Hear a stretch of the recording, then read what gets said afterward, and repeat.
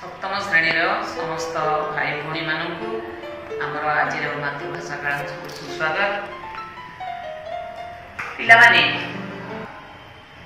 जन्म हेले मृत्यु सुनिश्चित, किंतु एमती किसी लोक था जे जन्म हेले कर्म से ए मर जगत में अमर हो रही जहाँकि गोपबंधु धर्मपदरे लिखिं मनीष जीवन नुहई केवल वर्ष मास दिन दंड कर्मे जीए नर कर्म एकाकार जीवन मानदंड। यही कर्म जहाँ जीवन को मानदंड कर कर्म आज परी बंची रही से केते जन युगजन्मा महापुरुष विषय आम पढ़ा। आज से जड़े महापुरुषों विषय पढ़ा ता पूर्व आम छोटिया कविता जहाँ को आम प्रारंभ बोधरे पढ़ी टे बोलिबा पिलाने देखिबा। 12 बरसर बाजीराउत ढेंकानार पिला, 12 बरसर बाजीराउत ढेंकानार पिला, हसी हसी गुड़ी आगे छाती पाती देला हो छाती पाती देला, छाती पाती देला हो छाती पाती देला। पिला माने ए जो छाती पाती किए देखले गुड़िया रे आमे निश्चित जानि परछथि बाजीराउत।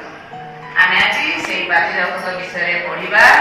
वीर बालक बाजीराउत, बारुत वीर से। ए बारुत वीरर लेखक हेउछंती कवि अनंत पट्टनायक। से हेउछंती जने प्रगतिवादी कवि।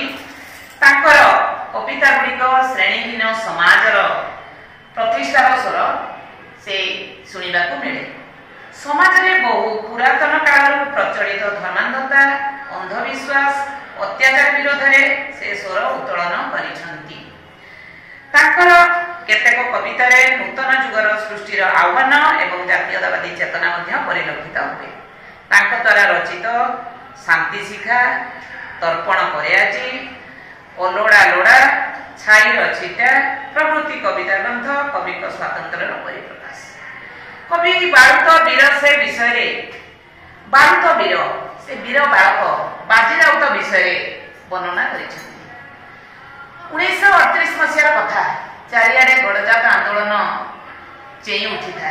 गड़जात आंदोलन रे सारा भारत रे गड़जात आंदोलन विभीषिका ढेंकानाल रे आरंभ होइतिला। एई बड़ी गड़जात आंदोलन से गड़जात आंदोलन कनिष्ठतम प्रथम शहीद बाजीराउत जे कि ढेंकानाल जिलार ब्राह्मणी नदी कूलस्थ नीलकंठपुर ग्राम एक खंडायत परिवार 1926 मसीहा अक्टोबर 26 तारिख रे जन्म होइथिले। ताकर बापा थिले हरि राउत जे कि थिले जने नाविक।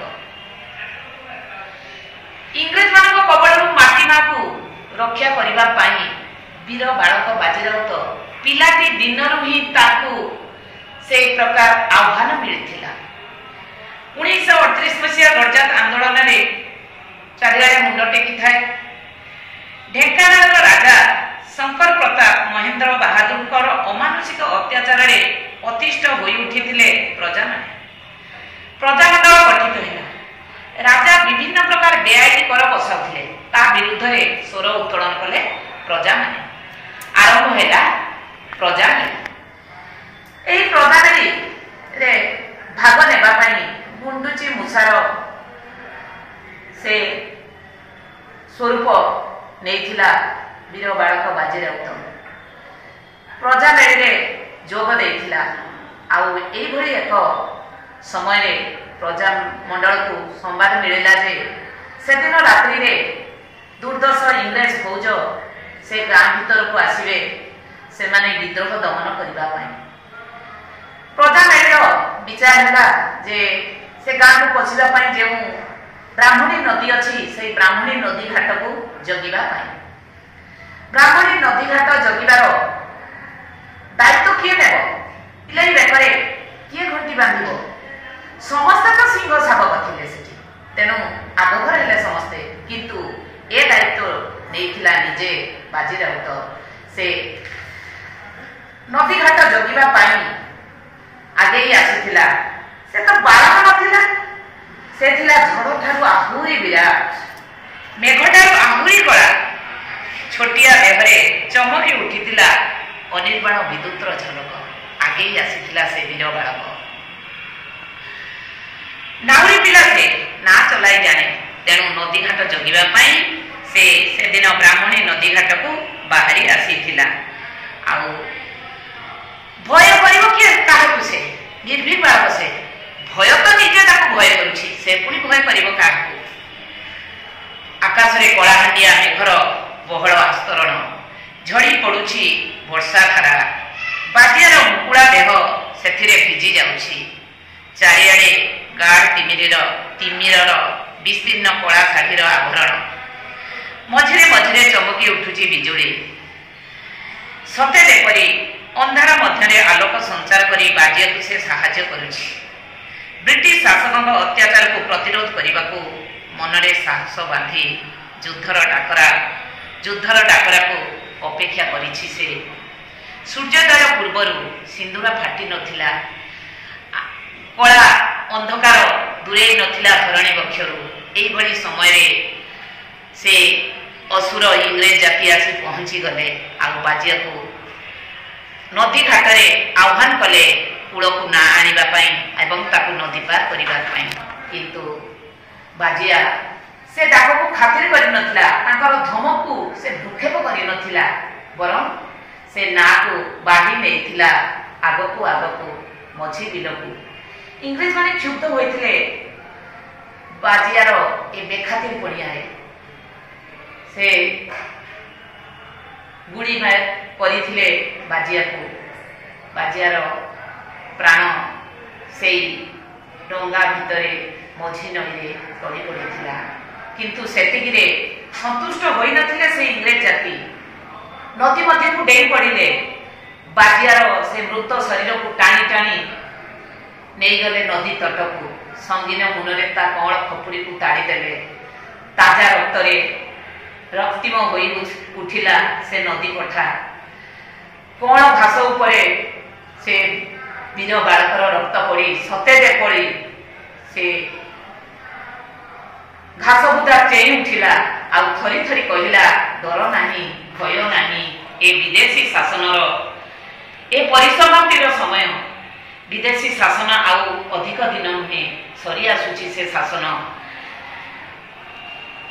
बाजीराउतर आत्म बलिदान प्रजामंडल को अधिक रक्तमुखा कर देइथिला से विद्रोह जे तांकर प्रथम विजय एवं स्वाधीनतार नूतन सूर्योदय एहा ए कवितारे कविंकर दृढ़ उक्ति पिला माने कविताटीर सारांश आज आमे कविताटी के आवृत्ति करिबा देखिबा बालुत बिरसी बरसा बिजुली खेलुथिला राति कोळे नाचुथिला नई बाबतासिर बेळे नाहा बिड़ी बिले मंगरे रखी हाथ सोईथिला सेई उभारी आहुला कात नाउरी टोका से देशर आदेश पाई नेथिला ना संजू बिलकु बाही नेथिला ना संजू बिलकु बाही पूर्व आकाशे ठिकाना पड़ेणु राती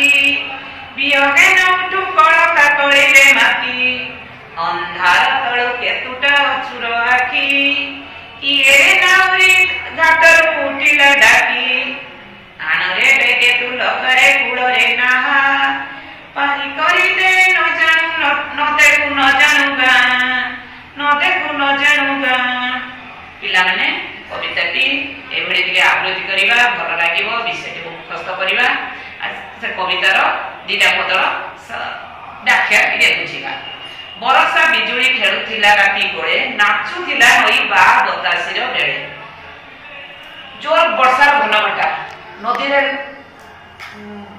बतास पवन बहुची नदी रे ढेउ उठुची किंतु से ढेउ को से लहरी को खातिर न करी ना को से नई मझिरे भिड़ी देई नाउरी टोका से ना भितरे ता मंगरे ता आहुला को डेरी देई से चेई सोईची अपेक्षा करिछि केते बेले से इंग्रेज माने कर आह्वान आसीबो से देशर आदेश पाई नहीं ना संजु बिल को बाही संज बेलू प्रजामंडल आदेश पाई से ना को नहीं ब्राह्मणी नदी घाट जगी बसी पूर्व आकाशे टीका न पड़ू राति विहगे नौठू कल काकली रे माटी आकाश रे सिंदूरा फाटी नथिला पूर्व आकाश रे सूर्य देवता उई नथिले कि पक्षी माने तांकर काकली सुनाई नथिले पक्षी माने राग देई नथिले अंधार तळु केतटा असुर आखि किए नाउरी घाटरू उठिला डाकी एई भली एक समय रे राति पाई नै अंधार अछि एई भली समय रे घाटरू केतटा असुर आखि इंग्रेज फौज मानक आखि को असुर आखि बोली कुआ जाय छी कारण से मानकर प्रकृति होछ असुर प्रकृति तेणु से मानक से माने रक्त मुखा होई धाई आसीथिले तेणु से मानकर से मानक असुर आखि बोली कुआ जाय छी से अंधार तळु केतटा असुर आखि किए रे नाउरी घाटरू उठिला डाकी किए से नाउरी बोली घाटरू शब्द सुनागला ना आणरे बेगेतु लगारे कुड़े नाहा पारी करी दे नो देखु न जानू गाँ गाँ लोक मैंने कई न उठा पूर्व न जाना पूर्व आमको गाँ आमको ना पारी करे नदी ना नदी पारी करे बोली से नाउरी पिला को आह्वान करते किंतु नाउरी पिला शुणी नथिला परवर्ती पदरे आम से सब बुझा जाना आज पिला माने ए दुई पद रहा।